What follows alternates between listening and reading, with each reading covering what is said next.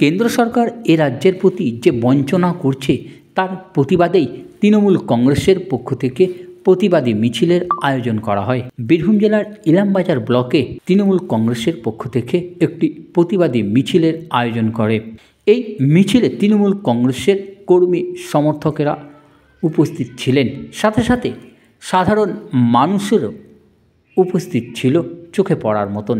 এই প্রতিবাদী মিছিলে মূল উদ্দেশ্য ছিল 100 দিনে কাজের টাকা, আবাস যোজনার টাকা, রাজ্য থেকে যে জিএসটি টাকা কেন্দ্র সরকার নিয়ে যাচ্ছে সেই টাকা পুনরায় রাজ্য সরকারের কাছে ফেরত আসে, কিন্তু কোনোটাই কেন্দ্র সরকার রাজ্য সরকারকে দিচ্ছে না।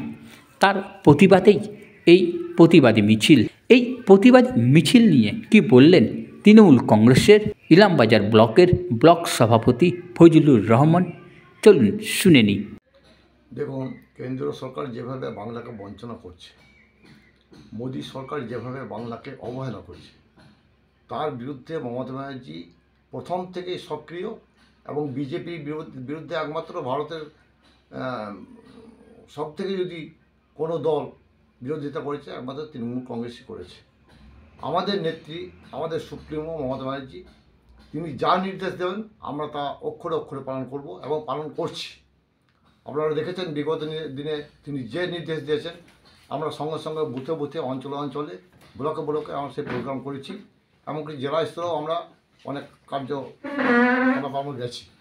অতএব দিদির নির্দেশই আমাদের শেষ কথা। এবং বিজেপির বিরুদ্ধে যেভাবে আন্দোলন নামছে মানুষ কাতারে কাতারে, বিজেপি ধর্মের সুরসুরি দিয়েছে, কিছু লাভ করতে পারবে না। কারণ মানুষ চায় আর সুখে থাকতে, ভালো থাকতে এবং দুবেলা যাতে খেতে পায় তার দিকে তাকিয়ে আছে মানুষ। অতএব মমতা ব্যানার্জি যে মানুষের যে পেট ভরাচ্ছে, মানুষের যে দরিদ্র মানুষের পাশে আছে সেটা প্রমাণ করেছে এবং আগামী দিনে করবে। তাই আগামী লোকসভা ভোটের আগে আমরা বিজেপির বিরুদ্ধে যেসব দুর্নীতি বিজেপির, তারা সিবিআই ইডি দিয়ে যেভাবে তৃণমূল কংগ্রেসকে হেনস্থ করার চেষ্টা করছে তার বিরুদ্ধেও আন্দোলন আমাদের নেমে পড়ব। এই নিয়ে কি আপনারা একটা ইশতেহার বার করবেন? অবশ্যই আমরা দলীয় নির্দেশ পেলে আমরা ইশতেহার বার করব এবং সেই নির্দেশের অপেক্ষায় আমরা আছি। কারণ যেভাবে বাংলাকে বঞ্চনা করছে তার বিরুদ্ধে আমাদের যে আন্দোলন, সেই আন্দোলন আমরা ইশতেহার হিসাবে প্রকাশ করব। দাদা, দেখা যায় যে ভোটের আগে বেশ কিছু রাজনৈতিক দলের বরিষ্ঠ নেতৃত্ব আসে এবং সাধারণ মানুষকে বার্তা দিয়ে, বিভিন্ন রকম বার্তা দিয়ে চলে যায়, যেখানে দেখা যায় রাজ্যের মানবিক মুখ্যমন্ত্রী মমতা বন্দ্যোপাধ্যায় সর্বদাই তার দলের যারা সৈনিক রয়েছে তাদেরকে মানুষের পাশে থাকতে দেন এবং সর্বদাই তারা থাকেন। তো এই বিষয়টাকে কিভাবে দেখছেন? দেখুন, আমাদের নেত্রী শিখিয়েছেন আমাদেরকে মানুষের পাশে থাকতে হবে, মানুষের ঘরে ঘরে পৌঁছাতে হবে, কার কী অবস্থা আমাদের খবর নিতে হবে। এবং তিনি মিথ্যা প্রতিশ্রুতি দেন না।